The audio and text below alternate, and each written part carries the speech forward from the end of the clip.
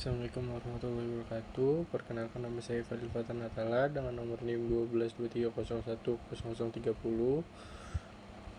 Kelas HK2A, mata kuliah Politik Hukum Islam. Yang pertama, saya ingin menjelaskan tentang konsep dasar politik hukum. Pada materi ini saya mendapatkan materi mendasar tentang politik hukum. Yang pertama adalah definisi. Definisi dalam bahasa Belanda, Rechtspolitik, Rechts artinya hukum dan politik artinya kebijakan. Lalu dalam kebijakan ada rangkaian konsep, asas garis besar, dan dasar rencana. Yang kedua, menurut Tuku Muhammad Radi, kebijakan terdiri penyelenggara negara mendasar arah untuk isi hukum. Yang ketiga, menurut Padma Wahjono mengatakan ius constituendum. Terus menurut Van Apeldoorn menetapkan tujuan dan isi peraturan perundang-undangan. Lalu selanjutnya membahas tentang ruang lingkup. Ruang lingkup yaitu ada nilai-nilai dan aspirasi perdebatan dan perumusan nilai-nilai dan aspirasi. Yang kedua ada penyelenggara negara berwenang yang merumuskan dan menetapkan politik hukum. Yang selanjutnya ada peraturan perundang-undangan, faktor-faktor politik hukum, dan yang terakhir yaitu pelaksanaan politik hukum. Dan batasan dalam politik hukum itu ada 3. Yang pertama, ruang gerak politik hukum suatu negara, politik hukum kekuasaan dan warga masyarakat. Yang ketiga, lembaga-lembaga yang berwenang.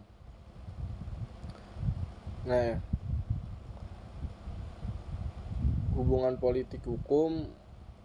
politik hukum dengan ilmu yaitu ada 5. Yang pertama ilmu hukum, hukum tata negara, hukum administrasi negara, ilmu politik, dan ilmu ekonomi.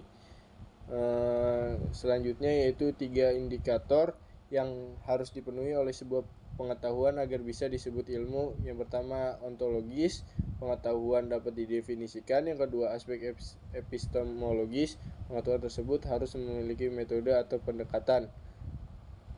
Yang ketiga yaitu aksiologis, kemanfaatan atau kegunaan. Dalam 3 aspek tersebut haruslah dimiliki oleh pengetahuan agar dapat ditingkatkan menjadi sebuah ilmu. Jika tidak, maka hal itu tidak bisa dikatakan menjadi sebuah ilmu. Yang kedua yaitu relasi politik dan hukum. Politik dan hukum adalah suatu makna yang berbeda, bahkan ada yang berpendapat bahwasanya politik dan hukum saling berseberangan.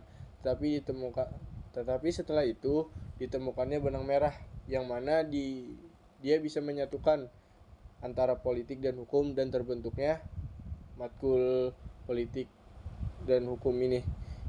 Menurut John Austin, law is a command of the lawgiver. Yang maksudnya beliau itu mengatakan hukum adalah perintah dari penguasa. Jadi intinya adalah hukum adalah suatu peraturan yang dibuat untuk dipergunakan sebagai pedoman makhluk berakal oleh makhluk berakal yang mempunyai kekuasaan terhadapnya. Menurut intervensi Austin, hukum positif berakar sepenuhnya dari fakta-fakta empiris yang bersumber dari ketentuan berdaulat. Yang selanjutnya saya mengambil dari perkataan dari Hans Kelsen yang mengatakan law non-correlation and politik. Jadi intinya menurut Hans Kelsen tidak ada hubungannya antara politik dan hukum.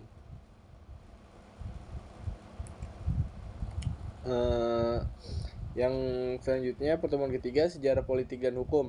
Analisis yang diberikan Sucipto Harjo, dia menjelaskan pada abad 19 Eropa dan Amerika, individu merupakan sifat pengaturan hukum, dan hukum yang paling berkembang adalah hukum perdata ketika itu dengan meliputi perbuatan dalam hukuman dan kebedaan. Latar belakang politik hukum Islam karena kritik tidak puas dengan pendekatan sampai saat ini. Masalah hukum telah berkembang dengan perubahan struktur sosial, perubahan karena kebijakan ekonomi dan perkembangan ilmu pengetahuan dan teknologi. Pendekatan hukum tidak mampu memecahkan secara normal semua masalah hukum. Sejauh ini di Indonesia itu diperkenalkan oleh Lemaitre pada tahun 1952. Terus di tahun 1953 diperkenalkan dari negeri Belanda oleh Belfroid. yang mendefinisikan politik hukum adalah bagian dari ilmu hukum yang meneliti perubahan hukum yang berlaku atau ius constitutum yang harus dilakukan untuk memenuhi tuntutan baru kehidupan masyarakat atau ius constituendum. Yang keempat, politik hukum Islam. Politik hukum Islam bisa disebut as-siyasah asyariyah menurut Ibnu Taimiyah, seorang ulama yang berkarismatik. Dalam kitabnya Siyasah Asyariyah fil Islah Ra'i wal Ar-Ra'iyah, ia mengemukakan pendapat tentang hukum Islam. Ibnu Taimiyah mempunyai 4 pandangan terhadap hukum Islam. Yang pertama, kosmopolitanisme. Yang kedua, doktrin khalifah. Yang ketiga, institusi negara. Yang keempat, kepemimpinan. Asas hukum Islam menurut Hasbi As-Sidqiyah terbagi dari 8 bagian. Yang pertama, asas nafyul haraji. Yang kedua, asas qilatu taklif. Yang ketiga, asas tadruj. Keempat, asas kemuslihatan. Yang kelima, asas keadilan. Keenam, asas estetika. Yang ketujuh itu asas Yang kedelapan itu asas syara. Pertemuan yang kelima membahas tentang sifat hukum sebagai objek kajian politik hukum. Yang pertama, fakultif, hukum yang dapat dikesampingkan karena tidak mengikat atau wajib ditaati. Yang kedua, imperatif, hukum yang memaksa, konkret, dan harus ditaati. Yang ketiga, referensif, terciptanya ketertiban dan terciptanya kepatuhan tanpa syarat. Peraturan tanpa syarat, peraturan keras dan terperinci. Ciri-ciri hukum referensif yaitu ada 10. Yang pertama, ketertiban. Yang kedua, legitimasi acuan. Yang ketiga, peraturan rinci. Keempat, alasan pembuatannya. Yang kelima, kesempatan bertindak. Yang keenam, pemaksaan serba mencakupi tanpa batasan yang jelas. Yang ketujuh, moralitas yang dituntut dari masyarakat. Yang kedelapan, kekuasaan menempati posisi di atas hukum. Yang kesembilan, kepatuhan masyarakat. Yang terakhir, partisipasi masyarakat diizinkan lewat penundukan. Ya, dan materi yang terakhir yaitu sifat hukum sebagai objek kajian politik hukum. Yang kedua, 3 aspek hukum yang dibahas dalam pertemuan ini yaitu yang pertama, progresif. Progresif itu terbagi 7 bagian, yaitu mengikuti pengembangan aspirasi masyarakat. Yang kedua, memihak kepada kepentingan rakyat. Ketiga, mengantarkan manusia kepada kesejahteraan. Yang keempat, bergerak dalam proses perubahan. Yang kelima, menekankan kehidupan yang lebih baik. Yang keenam, mendorong peran publik membangun negara hukum yang berhati nurani.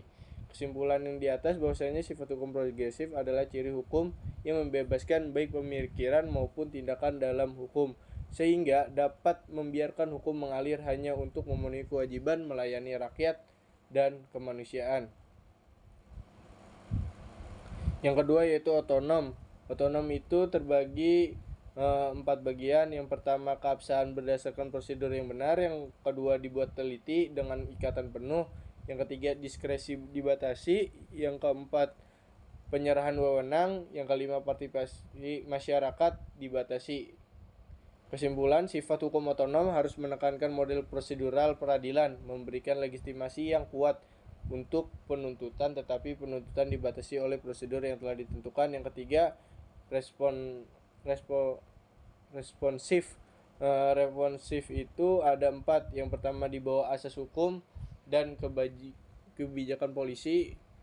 Yang kedua, mewujudkan keadilan yang substansif. Yang ketiga, diskresi diperluas. Yang keempat, menghindari pemaksaan. Mungkin itu saja yang saya bisa sampaikan. Wassalamualaikum warahmatullahi wabarakatuh.